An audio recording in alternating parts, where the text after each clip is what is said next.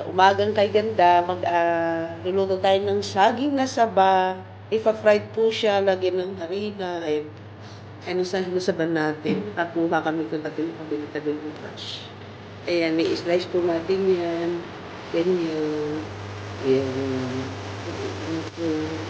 Ayan, ayan, lagyan nyo ng harina. At i-fried na. Okay? Welcome back.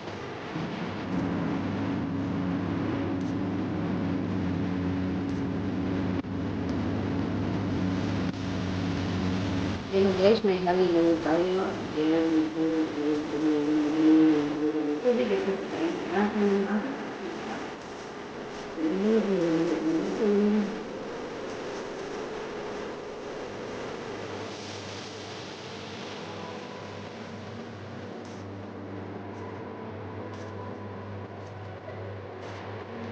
Ayan na guys, halo na siya.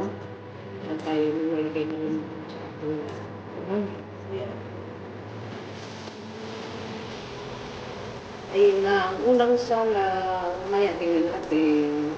Ayun kasi, ayan na guys. Konti.